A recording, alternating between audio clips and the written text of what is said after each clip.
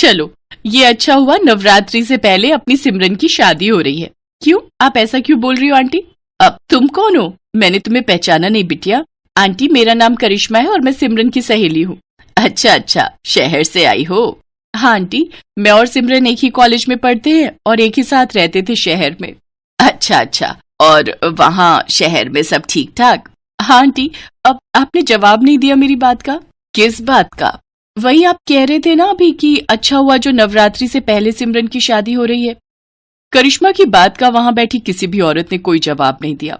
फिर सारी औरतें कुछ न कुछ बहाना बनाकर वहां से चली गई। करिश्मा को भी लगा कि वाकई सभी को कोई काम होगा या फिर उसका सवाल ही गलत होगा। रात का वक्त था तो सभी लोग अपने अपने बिस्तर ठीक करने लगे, लेकिन शहर में देर रात तक जागने वाली करिश्मा को इतनी जल्दी नींद कहाँ आने वाली थी। वो घर की छत पर चली आई। वहां ठंडी ठंडी हवा चल रही थी और करिश्मा को वहां बहुत अच्छा लग रहा था। तभी एक बूढ़ी औरत ने उसे पीछे से आवाज दी, मिला जवाब। कौन है वहां? अरे मैं हूँ, मेरा नाम सरला है। मैं सिमरन की दादी की बहन हूँ। अच्छा दादी जी, नमस्ते, मैं करिश्मा हूँ। मैं इससे पहले कि करिश्मा अपनी बात पूरी कर पाती, बूढ़ी सरला करिश्मा के पास आने लगी। उस बूढ़ी औरत को अपने पास आता देख करिश्मा चुप हो गई। जानती हूँ, मैं सब जानती हूँ। तू सिमरन की सहेली है ना? उसके साथ रहती है शहर में। हाँ, पर आपको कैसे? सरला सब जानती है। खैर वो छोड़ और वो सुन जो तू जानना चाहती है। मैं बताती हूँ तुझे कि हमने सिमरन की शादी नवरात्रि से पहले क्यों कर दी। हाँ हाँ, बताइए ना दादी। तो सुन, ये सब उसकी वजह से है।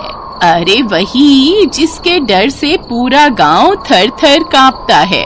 कौन और किससे डरते हैं सब? कलावती।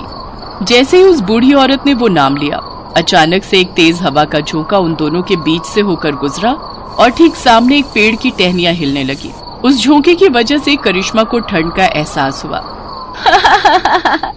देख, अभी तो सिर्फ उसका नाम लिया है, तो फिर सोच वो सच में कितनी भयानक होगी। कौन? अभी तो नाम बताया उसका। मैंने तो नाम ले भी लिया। गांव में तो लोग उसका जिक्र करने में भी घबरा जाते हैं। पर ऐसा क्यों? तुझे उसकी कहानी सुननी है? हाँ हाँ, मैं डरती थोड़ी ना हूँ। आप सुनाइए उस कलावती की कहानी। यूं तो करिश्मा शहर की एक मॉडर्न बेखौफ लड़की थी, लेकिन आज उसके चेहरे पर डर साफ साफ दिखाई दे रहा था। सरला, जिसकी उम्र करीब 80 साल थी, वो भी रात के अंधेरे में किसी झुकी हुई बूढ़ी चुड़ैल से कम नहीं लग रही थी। फिर उसने आगे कहा, तो सुन, ये बहुत पहले की बात है। इसी गांव में कलावती नाम की एक लड़की रहती थी। उसका अपना कोई नहीं था। बचपन से ही माँ काली को ही अपनी माँ मान लिया था। वो हर वक्त माँ काली की पूजा करती रहती। कलावती देखने में बहुत सुंदर थी, लेकिन यही खूबसूरती उसकी दुश्मन बन गई। मतलब? अरे एक तो कुंवारी जवान लड़की और ऊपर से अकेली। गांव के मर्द हर वक्त उसे देखकर लार टपकाते रहते थे। गांव में हर कोई उसे पाना चाहता था। वो हर मर्द की चाहत थी, लेकिन उसकी चाहत था सिर्फ बिरजू। बिरजू? हाँ, नाम तो वैसे उसका ब्रिजभूषण था, लेकिन गांव के लोग उसे बिरजू कहकर ही बुलाते थे। वो एक किसान था, गठीला बदन और सुंदर नैन नक्श। कलावती को तो वो पहली ही नजर में भा गया था, और बिरजू, वो भी कलावती के लिए पागल था। दोनों रात के अंधेरे में चोरी चोरी जंगल में मिलते थे, घंटों बातें किया करते थे। पर गांव के मुखिया का लड़का सुजान, उससे ये सब बर्दाश्त नहीं हुआ। और फिर एक दिन क्या हुआ था फिर? सुजान अपने पिता यानी इस गांव के मुखिया को साथ लेकर कलावती के घर पहुंच गया। फिर मुखिया ने कलावती के सामने सुजान का रिश्ता रखा। सुजान एक नंबर का नशेड़ी और अय्याश लड़का था। कलावती ने उससे शादी करने से फौरन इनकार कर दिया। मुखिया ने तो कलावती का फैसला मान लिया, लेकिन सुजान ने इसे अपना अपमान मान लिया। उस वक्त तो वो चुपचाप अपने पिता के साथ चला गया, लेकिन फिर उसने रात होने का इंतजार किया। यानी जब कलावती और बिरजू मिलने वाले थे?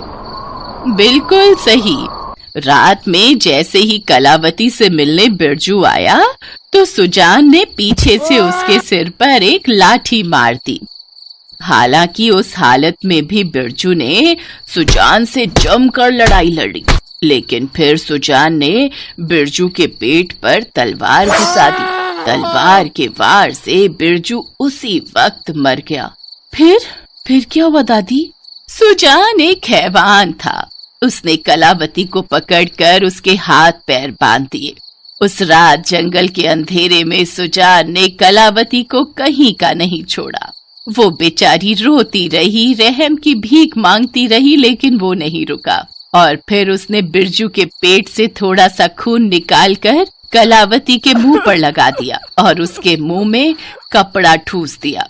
फिर सुबह हुई तो उसने गांव वालों से जाकर कहा कि कलावती रात को जंगल में जाकर टोटका करती थी और उसी ने बिरजू को जंगल में ले जाकर मार दिया।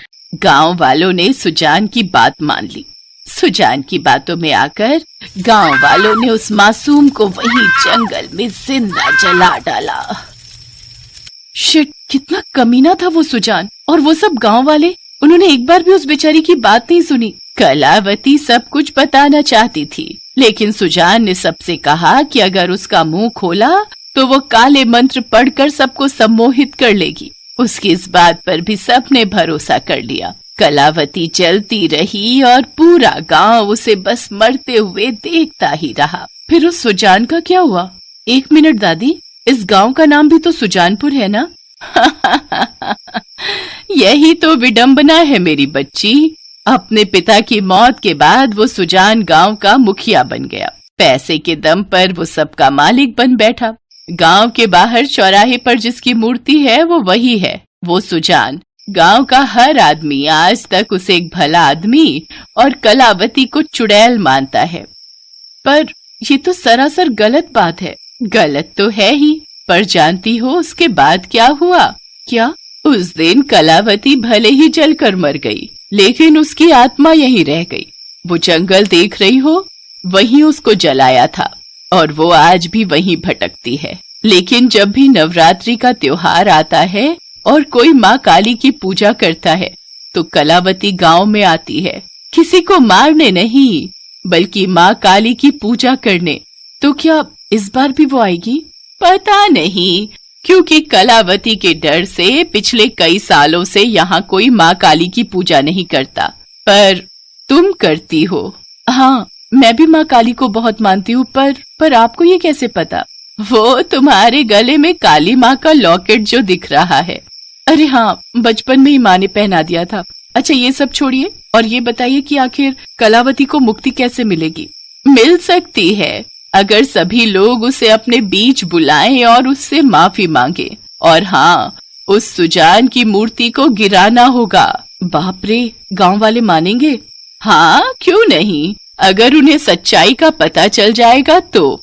और वो कैसे होगा? तुम बताओगी उन्हें सारी सच्चाई, वो राज जो अब तक कोई नहीं जानता। ठीक है, तो फिर मैं सबको बताऊंगी, लेकिन 1 मिनट, आपने क्यों नहीं बताई ये बात सबको? करिश्मा की बात सुनकर सरला मुस्कुरा दी। कहानी सुनते सुनते सुबह हो चुकी थी। करिश्मा सरला को देख ही रही थी कि तभी उसे पीछे से सिमरन की आवाज सुनाई दी। ओ मैडम, इतनी सुबह उठकर छत पर क्या कर रही है? हाँ यार, बातों ही बातों में सुबह हो गई। अरे मैं तेरी दादी से बात कर रही थी और देख, पता ही नहीं चला कि रात कैसे बीत गई, है ना दादी? जैसे ही करिश्मा सरला की तरफ मुड़ी तो वहाँ पर कोई नहीं था। और फिर, दादी? कौन सी दादी? अरे सरला दादी, कहाँ हो आप? कहाँ चली गई? अभी तो यही थी।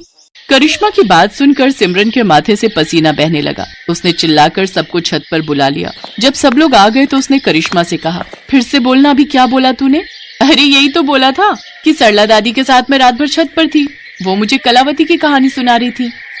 करिश्मा, सरला दादी को मरे हुए पूरे 20 साल हो गए हैं। ये सुनते ही करिश्मा के होश उड़ गए और फिर उसने हिम्मत करके कलावती की पूरी कहानी गांव के लोगों को एक सांस में बता दी। इसका मतलब कल पूरी रात कलावती इस बेटिया के साथ यहीं पर थी। वो चाहती तो यहाँ किसी को नहीं छोड़ती, सबको मार सकती थी वो, लेकिन उसने ऐसा नहीं किया। मुझे शर्म आ रही है ये सोचकर कि हमारे पूर्वजों ने एक पापी और वहशी को भगवान बना दिया और हम एक बेचारी लड़की को आज तक चुड़ैल मानते रहे। लेकिन अब बस, अब असली न्याय होगा। मुखिया की बात से सब लोग सहमत थे। सबसे पहले सुजान की मूर्ति को गांव के चौराहे से हटाकर तोड़ दिया गया और फिर कई सालों के बाद गांव में नवरात्रि के आखिरी दिन मां काली के नाम से हवन कराया गया। मां काली की मूर्ति के सामने एक पूजा का थाल सजाया हुआ था, पर कोई भी हाथ नहीं लगा रहा था। फिर अचानक वो थाल हवा में अपने आप घूमने लगा। सिर्फ करिश्मा ही थी जो कलावती को देख पा रही थी। माँ काली की पूजा करने के बाद कलावती ने करिश्मा को देखा और मुस्कुराई, और फिर अगले ही पल वो गायब हो गई और फिर वो चली गई। हमेशा के लिए कलावती को मुक्ति मिल गई। हे माँ काली, हमारे पूर्वजों की गलती के लिए उन्हें माफ कर देना। आज मैं ये घोषणा करता हूँ कि अब से इस गांव का नाम सुजानपुर नहीं बल्कि कलापुर होगा।